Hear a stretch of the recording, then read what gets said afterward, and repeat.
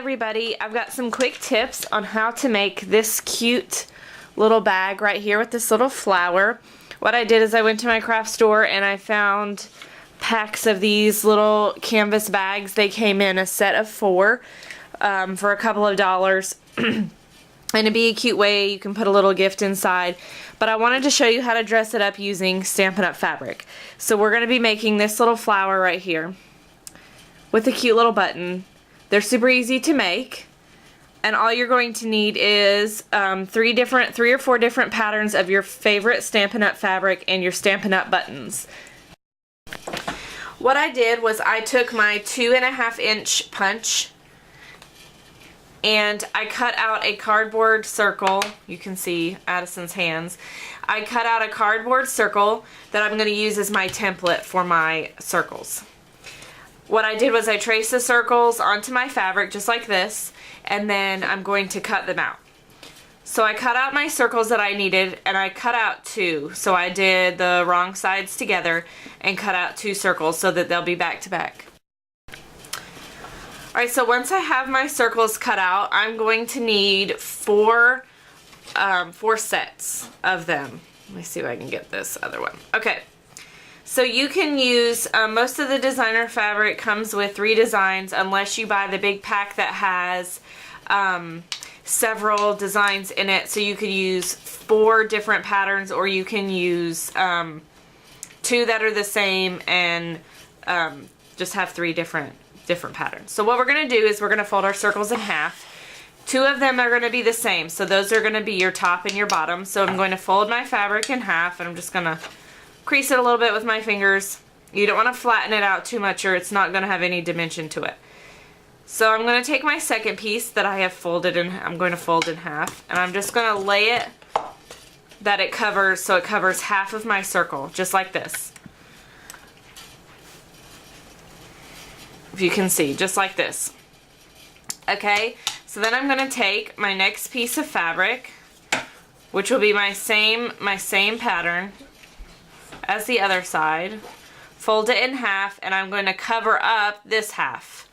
So you're just going to be seeing half of each piece of fabric, just like that. I'll try and lay it down so you can see it a little bit better. So you'll see that you have it laid out just like this. Okay, so the next piece I'm going to fold in half, and then I'm going to put it over this half and tuck it under the other side. So they're all going to be overlapping each other. So it looks like this. So now an easy way that you can do this is you can use your sticky rounds if you want to, if you were going to put this on paper. But since we're going to be putting it on a fabric bag, I want to stitch it together. Alright, so I'm holding my pieces together with my fingers, and what I'm going to do is I'm just going to start in each corner, and I am going to not poke myself and stitch these circles together. Okay. Shh.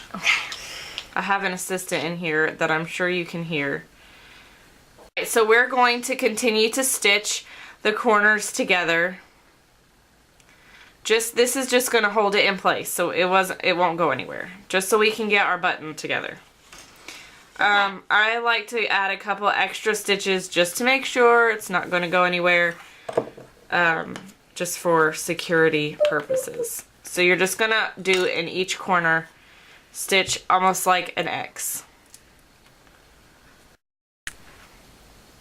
I don't know about you, but I collect lots of Stampin' Up! Buttons from over the years, and this button that I'm using is actually from Christmas last year. So it matches perfectly, so I like this button. It's very cute and all scalloped. So now that I have stitched my X, as you can see, I've stitched my pieces together so they're not going anywhere. And then I'm going to put on my button. I'm going to come back through my fabric and sew on my button. Hopefully you all know how to sew on a button. If you don't know how to sew on a button, you're simply just going to go back and forth. You're going to go through this hole. That would be me. Wrap it around.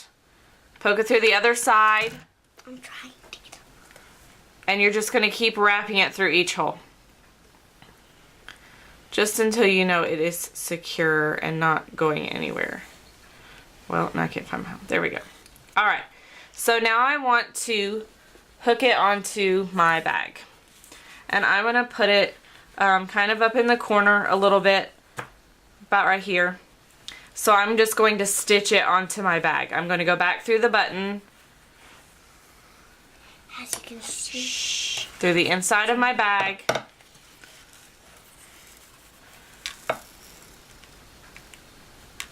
Until I have my flower sewed on. So as you can see, I have my flower all sewed onto my bag. And I'm just going to fluff it up a little bit. You can use a bigger button like I did on this bag. I used a little bit bigger button for my flower. You can make your flowers smaller. You can add an extra layer to your flowers. Just make it how you want to and make it look beautiful. Thanks for stopping by. Have a great day.